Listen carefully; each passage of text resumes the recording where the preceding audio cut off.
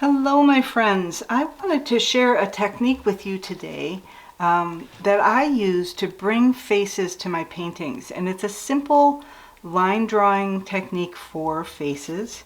It's a series of curved lines. It doesn't have to be perfectly symmetrical. It really is lovely no matter what you do, and it's certainly a recognizable human face. So let's get started. The first line we're going to draw is almost like a little upside down fish hook. And we draw that line to define the chin, the cheek and chin area. And I learned this technique from my teacher, Shiloh Sophia. From there, we're going to add an eyebrow and the ridge of the nose. And that defines both sides of the face. Let's add an eye. And on the other side, the same distance from the bridge of the nose, we're going to add another eye. Don't worry about this being perfectly symmetrical. It won't be.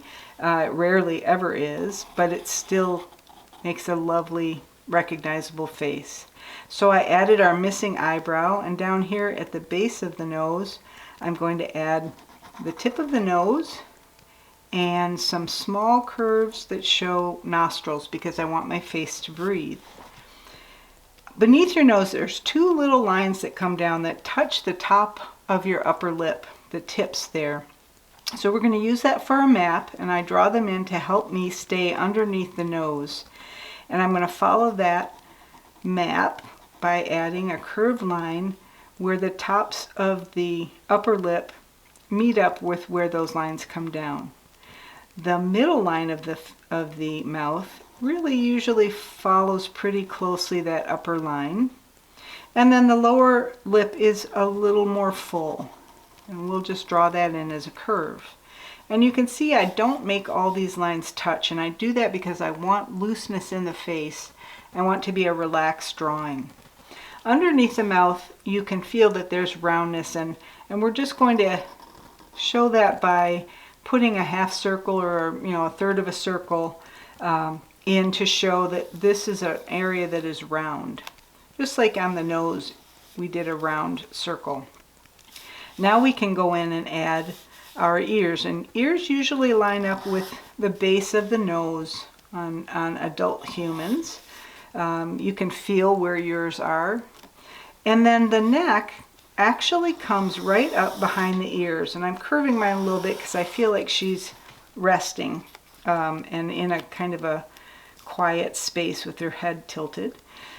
So make sure that the neck that comes down straight from your ears. And one of the things that we often do when drawing people is make a narrow neck, and that is not how it works. So keep that neck nice and full right from behind the ears so it can hold up this beautiful head. So now we have a very recognizable human face, and I want to wake her up. So I'm going to draw upper lids on either side, and within there I'm going to do a half circle that shows where the iris is, the colored part of the eye, and within that I'm going to do another half circle that shows where the pupil is. And pupils, as you know, react based on the interest of the person that is looking. So I usually make a pretty full pupil for my eyes because I want them very engaged with whoever's looking at them. Now I think I made this line a little short, so I'm just going to draw it out, and you can do the same thing. Just adjust your lines to where you like them. And I drop in the tear duct for the eye because I think it gives a little reality.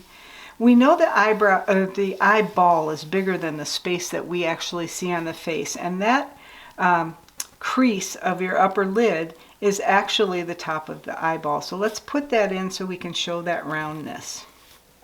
So now we have a wide awake face, and if we want to add some hair, we can do that with a simple line or two that shows that yes, indeed, this human has hair, and you don't have to draw every single hair in. You can do it with those simple lines.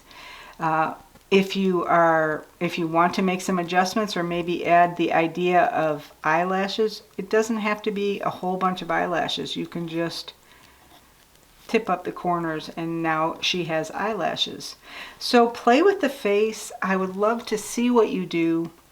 I think this is a lovely way to kind of get in touch with the human face. I doodle these all day long, and I find that each one is different. None of them are perfect or perfectly symmetrical, and that's what makes them so interesting. So have fun, and I will see you soon.